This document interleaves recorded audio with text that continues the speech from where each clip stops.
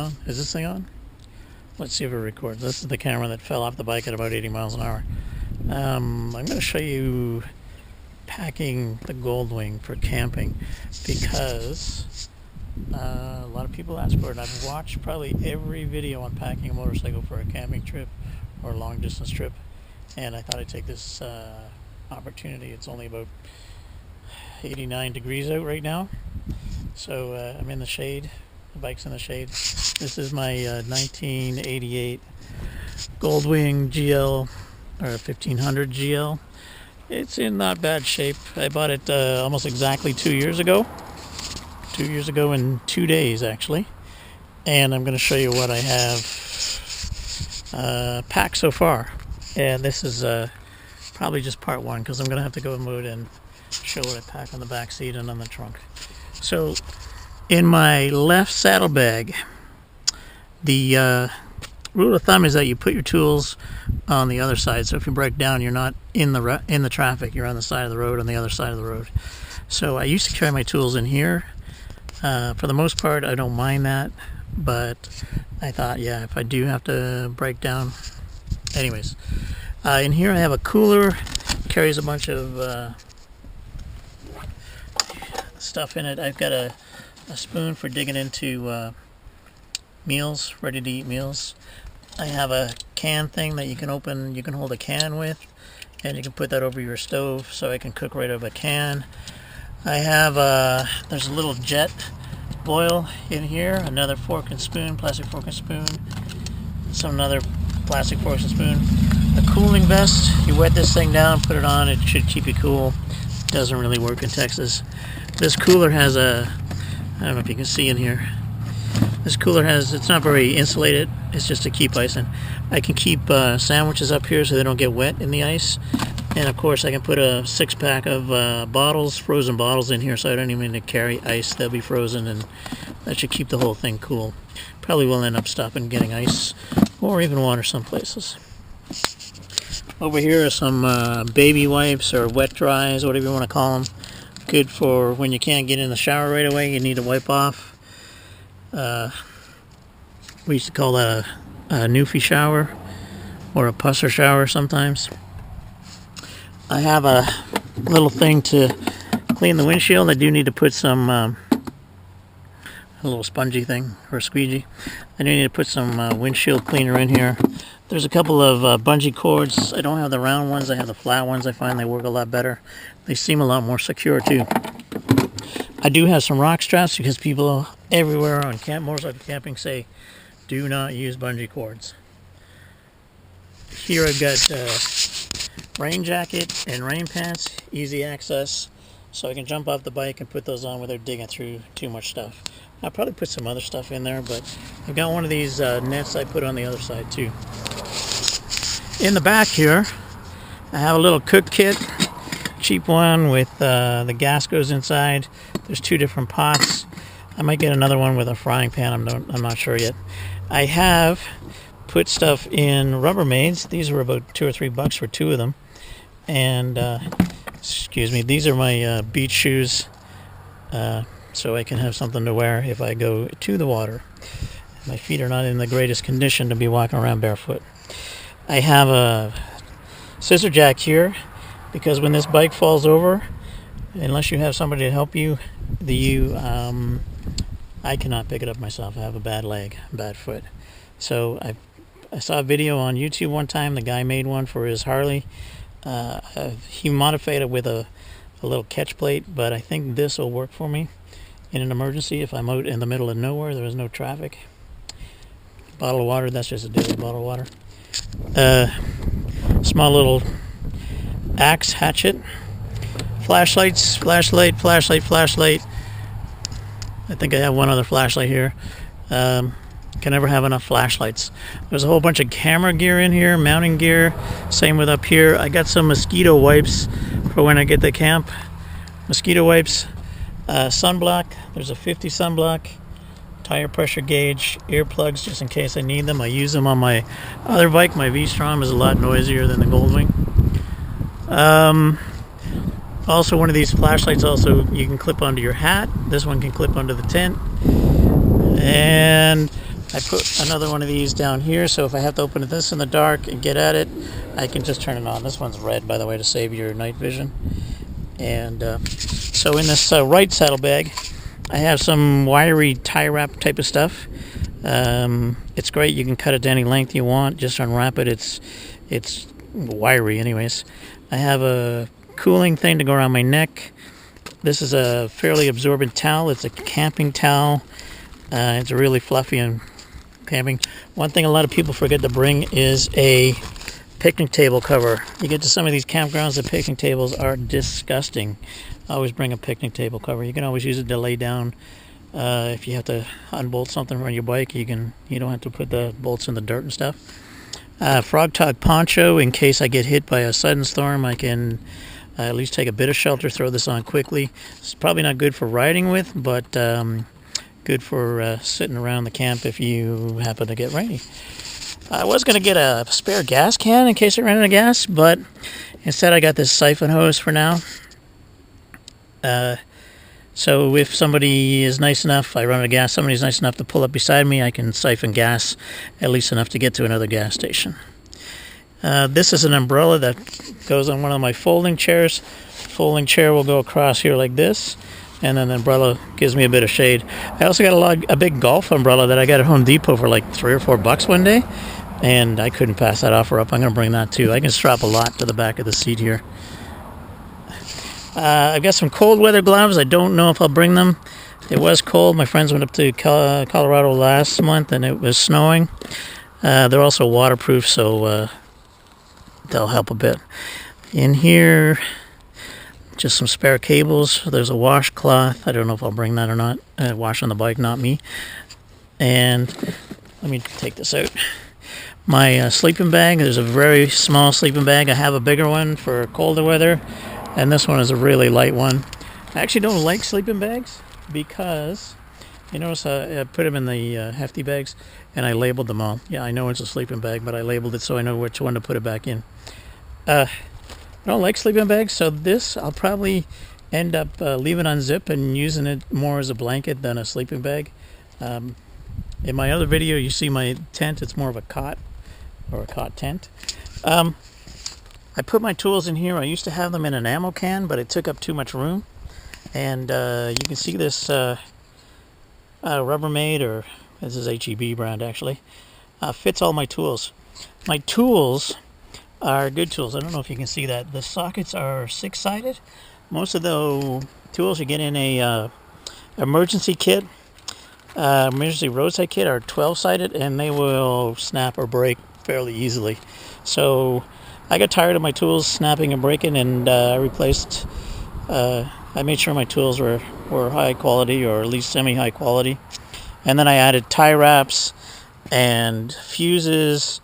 There's some. There's one relay, or not a relay. I forget what it's called now, but it looks like a relay that breaks down on this bike. Apparently, I've never had it happen, but apparently, if you break it, if it breaks down, AutoZone doesn't carry it. They may now, but you just don't want to be without that relay. So I put that relay in. The lock is a bicycle lock, and I'm going to use it probably to strap on my lock down my gear. So if I have to go into Walmart to buy groceries or something, I can do that. Can of WD-40. That's just part of the toolkit. Here is one of those mini jumper batteries. It also acts as a USB, so I can charge my devices, and but it'll jump start in an emergency. And I can keep it charged or charge it up. I can charge all my stuff. There's a USB port right here. I can hook up. I have a spare battery right here. Sorry, and I have I didn't do the whole trunk here. I have a first aid kit that I made myself. I'm going to add some stuff to it. Toilet paper. Always carry toilet paper. You never know where you're going to be when you need to go, and whether the place, even if you find a toilet, whether they have toilet paper. This is for wiping down windshields mostly. It's just shop stuff. It does really good for wiping down windshields. Okay, let me put this back and see if we missed anything here. So, not really. I'm going to put that back. Put this back. There's a lot more stuff to go in here. I've got, let me close it up. I've got a toolbox, rubber toolbox, or rubber sealed toolbox. Has a rubber seal around the thing. It's going to go over here. I'll show you that later. That's going to carry food, and it's going to act as a like a bear box or a critter box, so I can just unstrap it from the rack and hike it up a tree at night, and hopefully the critters won't get in the food. It has a place to lock it and stuff like that also. In these two pockets, I'm really just carrying bungee cords and cargo nets. They'll probably be used when I travel to fasten the tent and the chair. I have some walking sticks. I have what else? The mattress. I have a self-inflating mattress that's going to be in a dry bag or a wet bag, whatever you want to call it, and along with probably some blankets. Again, I don't like using a sleeping bag as a sleeping bag. It's too confining. So I have taken the radio out of my Goldwing. It weighed about 5 or 10 pounds. And this little space is great. I can actually shove a bottle of water in here, ice water, or I'm thinking of putting another Tupperware thing in here and just keeping stuff that I want. I can also put a tank bag there at some point. This is not magnetic, so it's all plastic. I'm not sure how I'd fasten it, and I need to get at the gas cap. Recently I added a voltage meter so I can tell the bike is charging. This bike has, look at these ants here. I gotta get these ants. Hang on, guys. I'll be right back. They built a nest in my seat, and they seem to be really attracted to me today. Okay, let me go. Let me stop the video. I'm going to get this in the butt. And I'm back. Sorry about that. I had to get rid of those ants. They were crawling up this cable. I think it's the, I don't know what cable it is. Clutch cable. I can't remember. So that's probably for this electronics anyways. I put some foam down here, and they seem to like foam. I put some noise dampening foam in there in the tunnel, and I found them in the back of the seat here. They've been eating and making their nest in the back of the seat, and you see the droppings back there of where they've been chewing up the foam. Okay. In here, let me find my keys, and they're back here. In here, there was the volume control for the intercom and such. It was a little thing that stuck up like this. I took it out. I installed this voltmeter. You see a the voltage comes on. It's actually controlled by this switch over here, along with the lights. These switches control the lights. And so when I turn the key on, it shows me the voltage. Anything under 11, this thing usually doesn't start. Also on here, and rigged to the same thing, is a 2 USB ports, so I can charge my phone while I'm driving on this RAM mount, and anything else. And maybe I put something else down here to charge a battery. I have about 4 external USB batteries now for external power. So at night, they're great for watching movies on your tablet. Download some movies and put them on your tablet's memory card. You can watch them most of the night without worrying about the battery running out. You'll run a fan. I'm going to have some fans in my tent, USB fans, so they'll work for that too. Also, I have a little fan that sticks right in the USB. I can probably mount it right here and get some more coolant on myself, because this big huge windshield blocks a lot of wind, and it gets hot behind here. I recently replaced the washers on these so I can aim wind back into me here, but it's, at 90 to 100 degrees, that's still pretty warm wind. I put this vent on it since I bought it too, and it helps a little bit, but I would like to have about 4 more of them up here, or at least one down here. I don't know what I'm going to do about that. Anyways, I need to wash the bike. Got vacation booked from a week from now. You'll see I have some tape on these side covers here. there's a couple of pieces missing. These things cost about $135 a piece. That's for the unpainted ones. I don't know what these chrome ones cost. $135 a piece. So if they fall off, I'm not going to be buying a new one in the middle of vacation. The battery is under here with a whole bunch of wiring. I don't want it to get too exposed. The tape is only here because this tends, once you get above 80, there's some wind comes in here and actually blows these off. And the tab is broken on some of these plastic tabs are broken. So I've actually have some restraints in here, some tie wraps, but I just don't want to have to look down and fool with that. I have the same thing on the other side. The bolt actually broke off, and but that'll be good. I don't have to worry about that for traveling. One of the things that I've had to stop before and get off the bike and snap those back on. So that's it. You see my V-Strom in the background. Great bike, fast, 1,000 cc's, torquey, but it is not as comfortable to do a long trip on, I would say, even with the seat pad on it.